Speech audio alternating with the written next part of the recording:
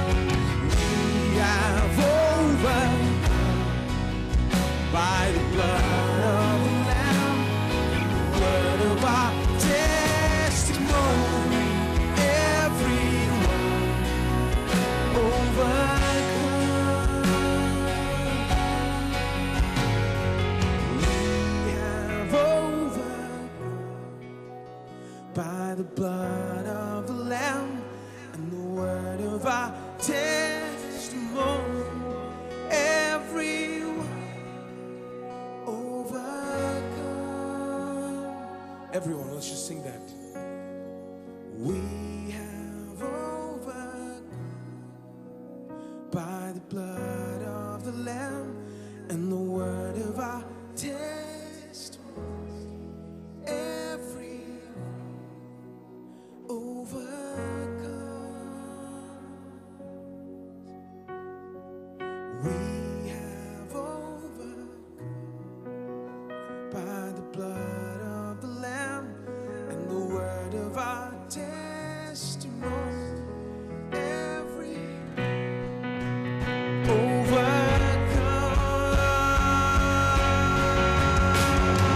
We have overcome by the blood of the Lamb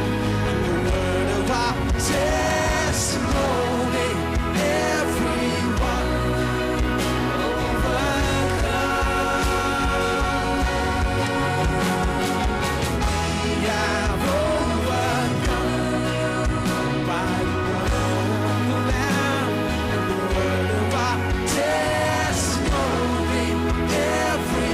Everyone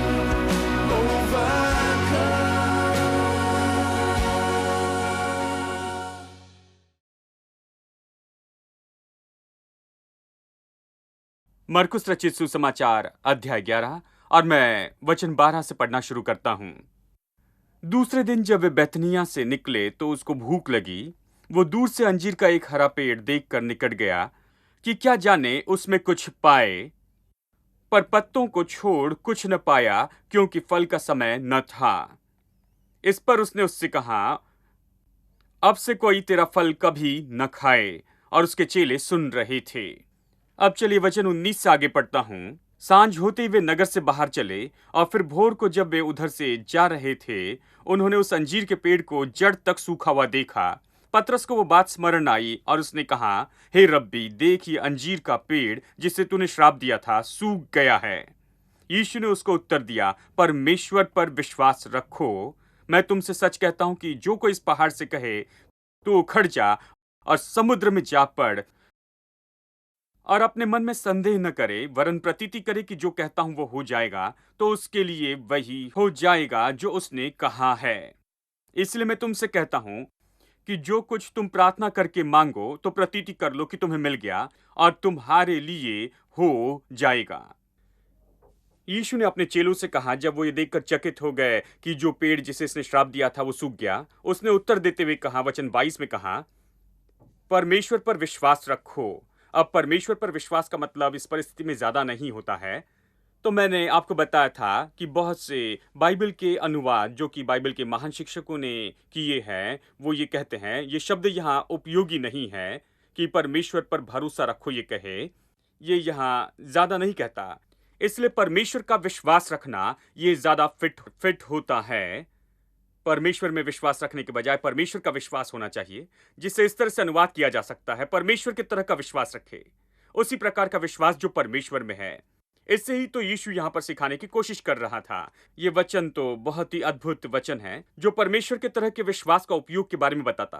अब अपनी परिस्थिति में परमेश्वर के विश्वास को कैसे लागू करें, आप कैसे इसे अपने जीवन में काम करें, ये वचन उसी के बारे में है। इसलिए परमेश्वर के जैसे विश्वास पाने के लिए इसका सटीकता से अनुवाद किया गया है। यानी दृश्य चीजें इस स्वाभाविक संसार की है, और जो कुछ भी इसमें उससे, और अदृश्य चीजें तो परमेश्वर के क्षेत्र की है, और परमेश्वर का वचन उसमें से आता है, और विश्वास बल और सामर्थ है अदृश्य संसार की, और ये सब। और बाइबल कहती है कि ये दिखने वाला संसार तो दृश्य चीजों से नहीं बना है। इब्रानियों अध्याय 11 वचन 3 बहुत से शब्दों में ये कहता है कि विश्वास से ये हम जानते हैं कि सारी सृष्टि की रचना परमेश्वर के वचन से हुई, कि हम ये जान ले कि जो कुछ हम देखते हैं वो दृश्य चीजों से नहीं बना है, अनदेखी चीजों से बना है। इसका मतलब है कि ये परमेश्वर के वचन से बना है, इसलिए परमेश्वर का वचन वो क्षेत्र है जिसे हम नहीं देख सकते हैं। इसलिए हम दृश्य और अदृश्य के बारे में चर्चा कर रहे थे, और मैंने आपको बताया कि दृश्य चीजें थोड़े समय की है। दूसरा कुरिन्थियों अध्याय 4 वचन 18 में हमने इसे देखा है। दृश्य चीजें थोड़े समय की होती है, अदृश्य चीजें अनंत काल की होती है, क्योंकि अदृश्य संसार तो दृश्य संसार के अस्तित्व के पहले से ही था। अदृश्य संसार आत्मिक संसार ने स्वाभाविक संसार को बनाया है। परमेश्वर आत्मिक संसार से है, उसने स्वाभाविक संसार और इन सारी चीजों को बनाया है। इसलिए मैं आपसे कहता हूं, आत्मिक संसार स्वाभाविक संसार को बनाता है, इसलिए आत्मिक बातें स्वाभाविक बातों पर नियंत्रण कर सकती है। मैं आपको एक सरल उदाहरण देता हूं। अब हमारे पास शरीर है। मनुष्य बहुत ही खास तरीके से बनाया हुआ है। उसके दो पहलू हैं। पहला, ये शरीर भूमि की मिट्टी से बना है। भूमि की मिट्टी ये पृथ्वी का भाग है और स्वाभाविक संसार है। इसलिए मेरे पास कुछ है जो स्वाभाविक संसार का है। मेरे पास शरीर है, इसे आप देख सकते हैं, लेकिन मेरा एक दूसरा पहलू भी है जिसे आप नहीं देख सकते, वो मेरी आत्मा है। मैं वास्तव में आत्मा हूं जो शरीर में रहता हूं। मैं शरीर नहीं हूं। मैं शरीर नहीं हूं। मैं शारीरिक व्यक्ति नहीं हूं। मैं शरीर में रहता हूं। वास्तव में मैं एक आत्मा हूं जो शरीर में रहता है। यह बहुत ही जरूरी है, क्योंकि यदि आप इसे नहीं समझते तो आप बाइबल को नहीं समझ सकते हैं। मैं आपको शाश्वती देता हूं, क्योंकि बाइबल में पूरी शिक्षा मनुष्य को ध्यान में रखकर, मनुष्य और प्रभु के संबंध को ध्यान में रखकर लिखी गई है। इसलिए मैं आपसे कहता हूं कि मैं आत्मा हूं, मैं शरीर में रहता हूं, क्योंकि मैं आत्मिक व्यक्ति हूं। इसीलिए स्वाभाविक संसार में जो कुछ भी है उन सारी चीजों पर मेरे पास सामर्थ है। और मैंने आपके लिए इससे भजन अध्याय 8 से पढ़ा था, जहां लिखा है कि हम परमेश्वर से थोड़े ही कम बनाए गए हैं, और उसने हमें आदर और महिमा का मुकुट दिया है। सब चीजें हमारे पैरों के नीचे कर दी, और खास करके रीति से बताता है सारे जानवर, सारे पक्षी और सारी रचना हमारे पैरों के नीचे कर दी गई है, और हम उसके ऊपर हैं, और हमें राज्य करना है, और हम इन चीजों पर अधिकार करते हैं। तो ये कैसे संभव होगा कि हम कैसे सारी चीजों के ऊपर हैं? इसलिए क्योंकि हम आत्मिक व्यक्ति हैं, हम स्वाभाविक व्यक्ति नहीं हैं। हम आत्मिक व्यक्ति हैं, इसलिए हम खास हैं। हम दूसरे प्राणियों से बढ़कर है। ये नहीं कि हम अच्छे प्राणी हैं, हम आत्मिक व्यक्ति हैं, इसलिए हम अलग हैं हर एक प्राणी से जो इस स्वाभाविक संसार में हम देखते हैं। अब जब हम इस वचन में आते हैं जहां ये बताता है कि यदि हम इस पहाड़ से कहे कि उखड़ जा और समुद्र में जा पड़ और ये सब कुछ, बहुत से लोग इस वचन से शर्मा जाते हैं, क्योंकि वो इससे व्यवहार नहीं करना चाहते, क्योंकि वो विश्वास नहीं करते कि इस तरह की बात संभव है, और उनके पास संदेह है और इसके बारे में बहुत स्पष्ट नहीं है। हालांकि मेरी परवरिश मसीह चर्च में हुई, मैंने ज्यादा शिक्षा नहीं सुनी बहुत साल तक इस वचन पर। और फिर ऐसे लोग हैं जो इसके बारे में सिखाते और गलत सिखाते हैं। वो कहते हैं खैर इसके बारे में नहीं कह रहा है, जानते हैं सच में ये और वो ये सब, क्योंकि वो विश्वास नहीं करते कि कोई भी इस पहाड़ से कह सकता है कि तू उखड़ जा और समुद्र में जा पड़ और ये सब। उन सब में यही समस्या है, वो ये है कि वो नहीं जानते कि मनुष्य क्या है। यदि आप समझ ले कि मनुष्य एक आत्मा है, जैसे परमेश्वर आत्मा है, परमेश्वर जो आत्मा है, उसने मनुष्य को बनाया अपने ही जैसे, इसलिए मनुष्य बहुत ही ऊंचे वर्ग का है सारे स्वाभाविक बातों से, और इसलिए मनुष्य आत्मा होने के नाते स्वाभाविक संसार की हर चीज पर अधिकार रखता है। यदि आप इसे समझ ले तो आप समझ सकते हैं कि कैसे यीशु कह सकता है कि जो कोई इस पहाड़ से कहे कि तू उखड़ जा और समुद्र में जा पड़, और दिल में संदेह न करे और विश्वास करे कि जो कहता होगा, तो जो भी कहता है वो होगा। वो इतने सिद्ध तरीके से समझाता है। मैं इसे समझ गया क्योंकि मैं समझ गया कि मैं एक आत्मिक व्यक्ति हूं। मैं तो परमेश्वर के जैसे बनाया गया हूं। मैं आत्मिक व्यक्ति हूं, इसलिए मेरे पास स्वाभाविक चीजों के ऊपर सामर्थ है।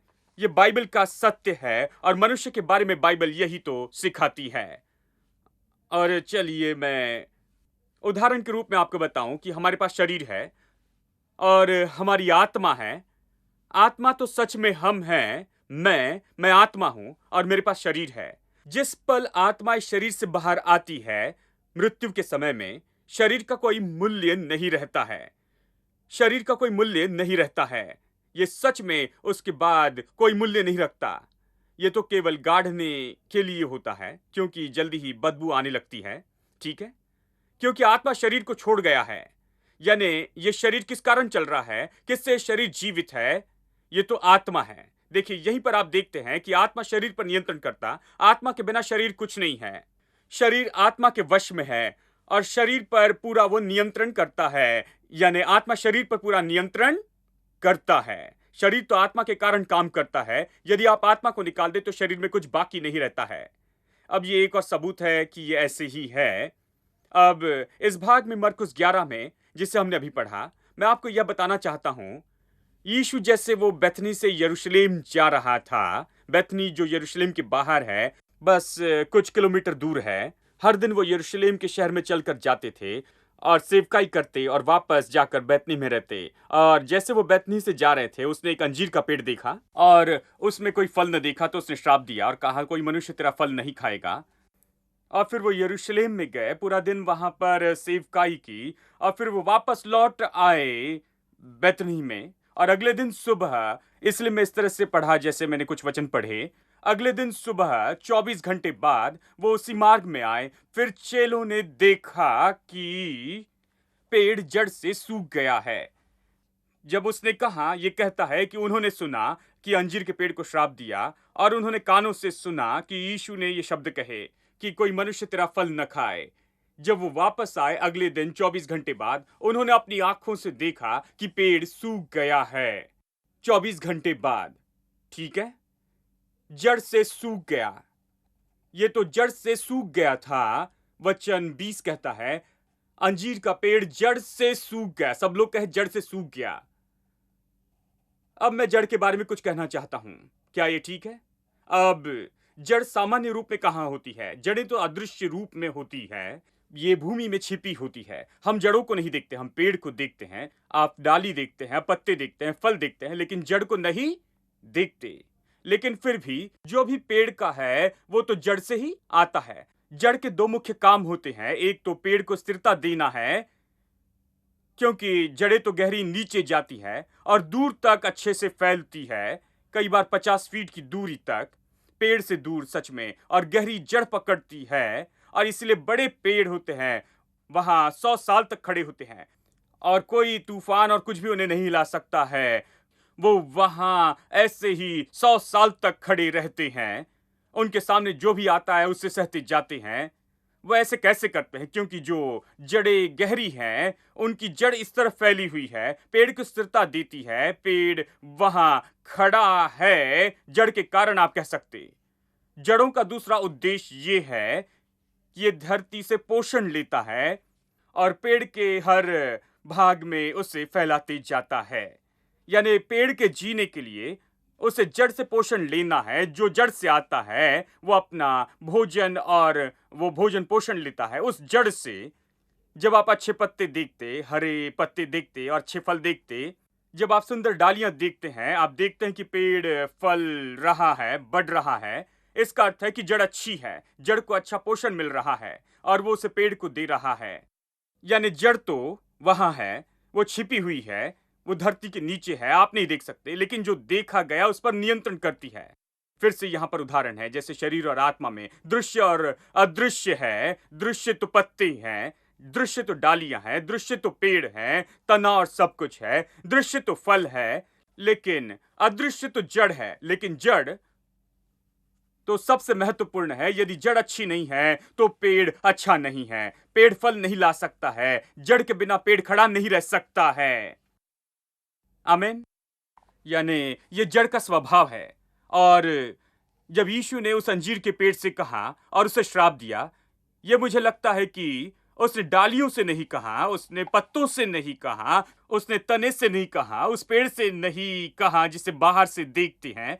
वो जानता था कि कहां से सब कुछ आ रहा है पेड़ के लिए। तो उसके वचन तो आत्मिक संसार के हैं, वो स्वाभाविक संसार के नहीं है, क्योंकि वचन तो पहले से ही थे। वचन तो कुछ भी स्वाभाविक में आने के पहले से थे। आदि में तो वचन था, इसका अर्थ है सब कुछ बनने के पहले वचन था। वचन का पहले से अस्तित्व है क्योंकि वो सबसे पहले था। ठीक है, देखिए, यानी वचन अलग क्षेत्र का है, वो हमारे क्षेत्र का नहीं है, स्वाभाविक क्षेत्र का। वो तो अनंत काल के क्षेत्र का है, यह अदृश्य क्षेत्र का है। ठीक है, यानी जब यीशु ने वचन कहा, यीशु आत्मा का व्यक्ति है, वो शरीर में रहने वाला मनुष्य था, वो आत्मिक मनुष्य शरीर में रहता था और उसका आत्मा वचन से भरा है, परमेश्वर के वचन से। उसकी आत्मा इतनी भरी और शक्ति पाई है विश्वास की सामर्थ्य से, तो वो अब दिखा रहा था कि विश्वास क्या कर सकता है। उसने अंजीर के पेड़ से कहा, जब उसने अंजीर के पेड़ से कहा कोई मनुष्य अब से तेरा फल नहीं खाएगा, वो वचन सीधा जाकर जड़ पर काम करने लगे और इसीलिए जड़ सूख गई। और आज मैं आपसे कहता हूं, जो मुझे कुछ बताता है, हर एक स्वाभाविक चीज के पीछे वहां आत्मा में कुछ जड़ है। हर स्वाभाविक समस्या को जो आप देखते हैं, उसकी एक आत्मिक जड़ है। कहिए कोई खुश नहीं है, उदाहरण के लिए, और भयानक रूप में जीता है, वो सो नहीं सकता, आराम नहीं कर सकता और पूरी तरह परेशान है। इन दिनों में उन्हें साइकेट्रिस्ट के पास ले जाया जाता है या साइकोलॉजिस्ट के पास, या आप जैसे उनके पास जाते हैं वो तुरंत ही आपकी जड़ों को देखना शुरू करते हैं। वो आपसे पूछेंगे आपका जन्म कहाँ हुआ, आपकी उम्र क्या है, आपकी परवरिश कहाँ हुई, आपके बचपन में क्या हुआ, क्या कुछ बुरा हुआ, क्या आप किसी से डरते हैं, क्या आप किसी समस्या में आए, बुरा व्यवहार हुआ था क्या, या जानते हैं क्या आपके साथ कुछ हुआ था जिसने भयानक रूप में परेशान किया है। जानते हैं उन दिनों में सम्मोहन का उपयोग करते थे कि देखे यदि शायद कोई व्यक्ति उनकी बात प्रकट नहीं कर रहा है तो वो सम्मोहन का उपयोग करते थे उस व्यक्ति से सारी जानकारी लेने के लिए भूतकाल के बारे में। क्यों? साइकोलॉजिस्ट और साइकेट्रिस्ट कुछ समझते हैं कि हर समस्या जो ऊपर दिखती है, यदि कोई दुखी है, सो नहीं सकता, आराम नहीं कर सकता, डरता है, चिंता करता, उस तरह से असामान्य है दिमागी रूप में, तो उस समस्या के लिए जड़ की समस्या है, उस समस्या की जड़ है, वो जानते हैं। बाइबल इसके बारे में पहले ही बताती है और हम ये सारी चीजें बाइबल से जानते हैं। इसके पहले कि हम मेडिसिन या इन सभी बातों में जाते, हम इसे बाइबल से जानते हैं। स्वाभाविक संसार में आप जो भी समस्या देखते हैं उसके पीछे जड़ के रूप में आत्मिक में कुछ है।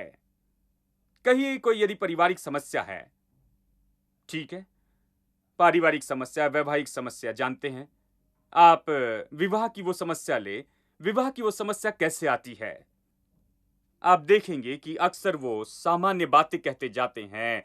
कहेंगे मेरी सास जो है, जानते हैं, मेरी ननद जो है वो ही है जिसने सब कुछ किया है, मेरी सास ने ये किया, ये सारी समस्या है इसी के कारण। लेकिन बात तो ये है, चाहे कोई भी क्यों न कहे, ये तो आप इसे कैसे लेते हैं, कैसे प्रत्युत्तर देते हैं, कैसे व्यवहार करते हैं, वही निश्चित करेगा कि वो समस्या आपके लिए क्या करेगी। यानी अंत में ये वो नहीं कर रहे थे और आपका दिल उन समस्याओं के साथ कैसे व्यवहार करता है, ये केवल इसी के बारे में है। ठीक है, ये बहुत से लोग जब उन्हें समस्या होती है, विवाह की समस्या, पारिवारिक समस्या और ये सब, उसकी भी जड़ है, उसकी जड़ है जो अदृश्य है। इसमें नफरत की बात है और जलन और द्वेष और बैर और ये सारी चीजें जो कुछ समय में बनती रही है। यदि आप पेड़ लगाना चाहते हैं, उदाहरण के लिए नारियल का पेड़, तो जानते हैं वो ऐसे नहीं बढ़ सकता है।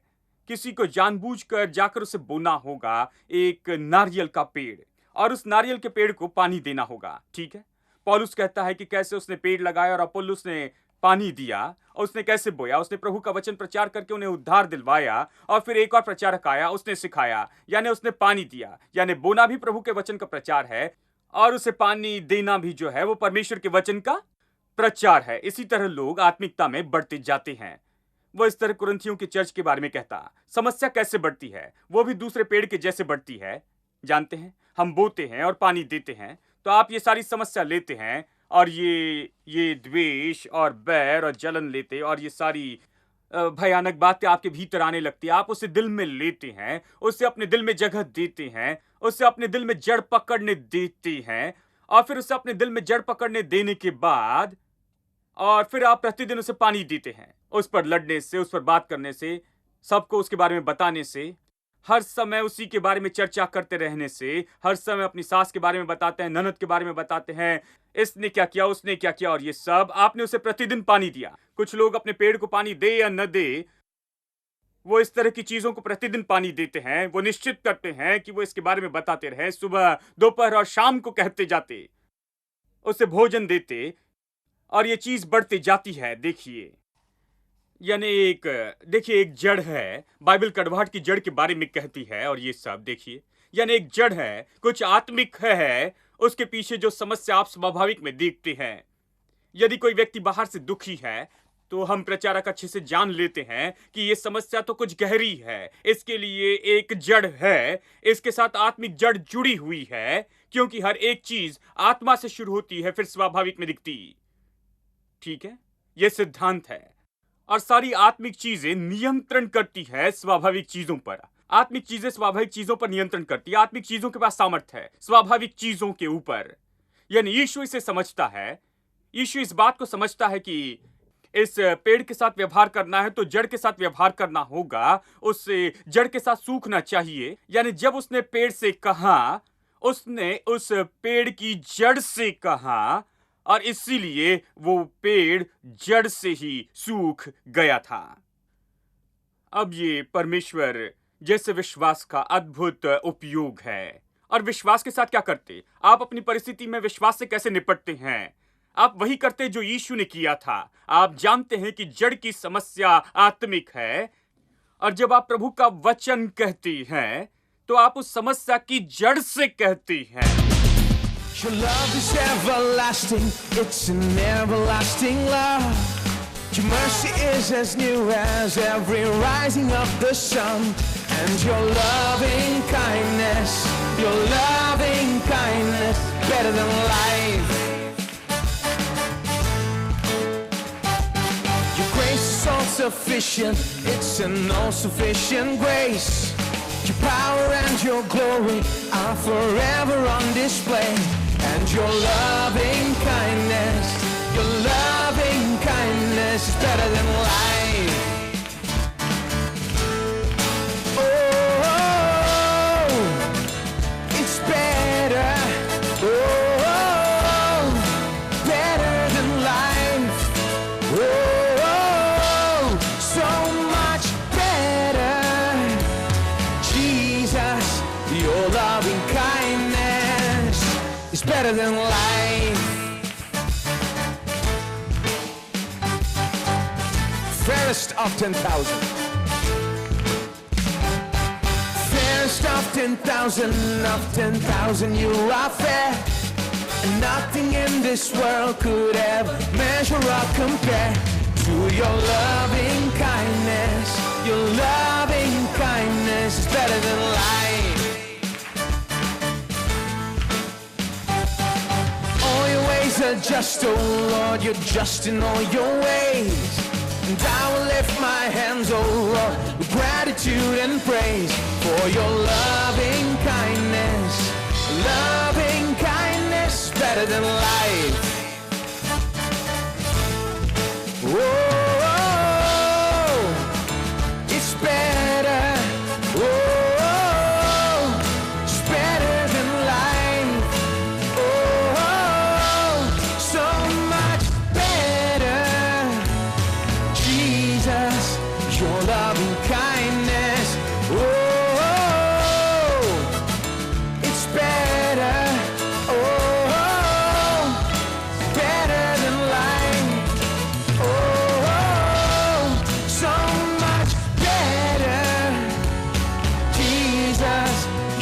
loving kindness is better than life. Just think about His loving kindness to us.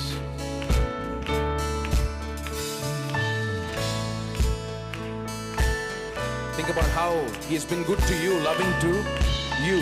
Sing this with me. Jesus, your loving kindness is better than life itself. Better than life itself. Jesus, your loving kindness is better than life itself. It's better than life. Jesus, Jesus, your loving kindness is better than life itself. Better than life. One more time. Jesus, your loving kindness is better than life itself. Better than life itself. It's better than life. Whoa, it's better. Whoa, it's better than life. Whoa, so much better. Jesus, your loving kindness. Oh, it's better. Oh, better than life. Oh, so much better. Yeah, yeah. Jesus, your loving kindness better than life. It's better than life. It's better than life. It's better than life.